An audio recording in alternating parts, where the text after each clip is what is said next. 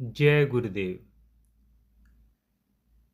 जो बताया जाता है वह केवल छलका हुआ प्रकाश होता है। इन अनुभूतियों की उपमा गूंगे के गुड़ खाने के अनुभव के साथ दी जाती है। गूंगा गुड़ का स्वाद लेता है,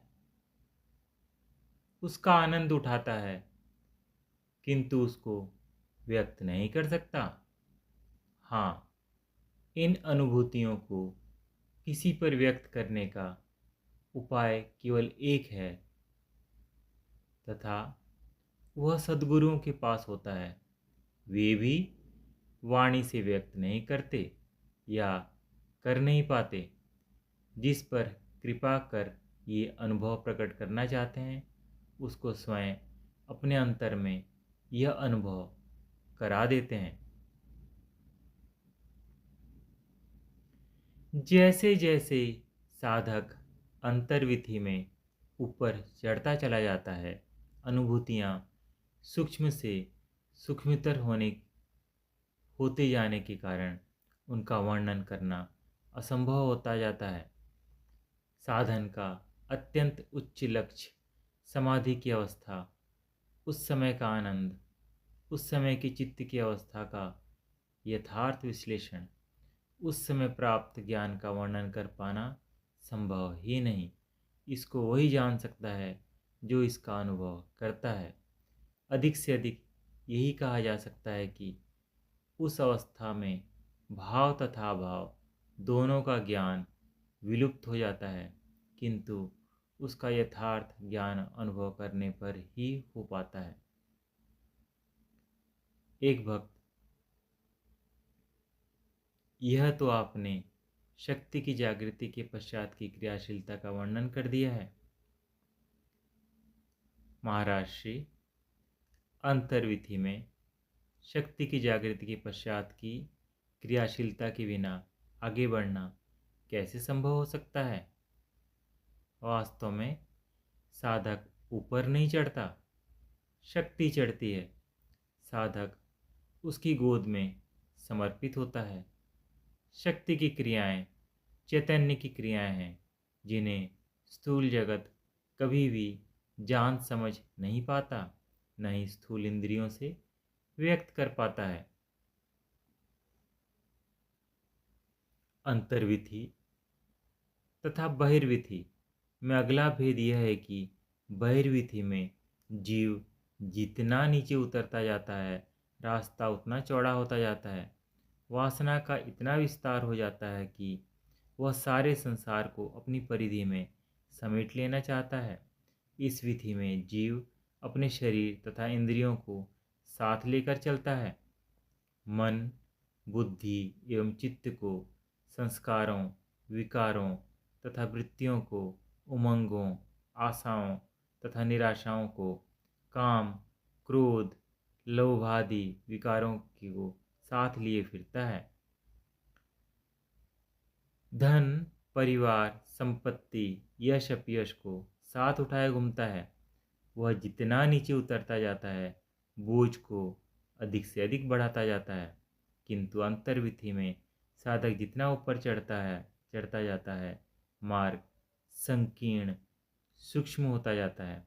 धन, परिवार, यश अपयश, क्रोध, लोभादि, शरीर, इंद्रियां, मन आदि सब एक एक करके बाहर छूटते जाते हैं।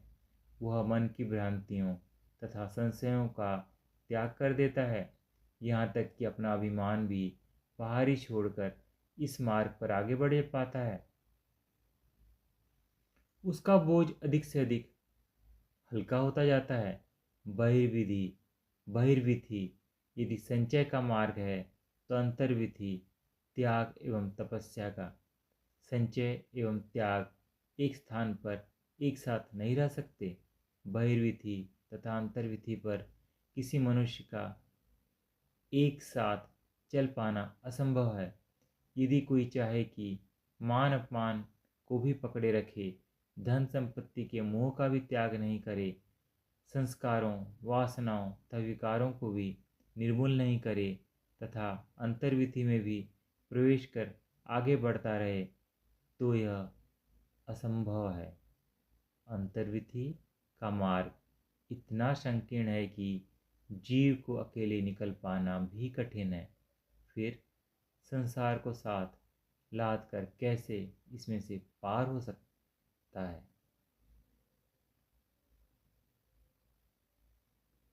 एक भक्त, यदि किसी मनुष्य के पास धन, वैभव तथा परिवार इत्यादि सभी कुछ हो, किंतु उसकी किसी बात में आसक्ति या ममता न हो, एकदम सब ओर से निर्लेप हो, तो क्या अंतर्विधि में प्रवेश कर सकता है?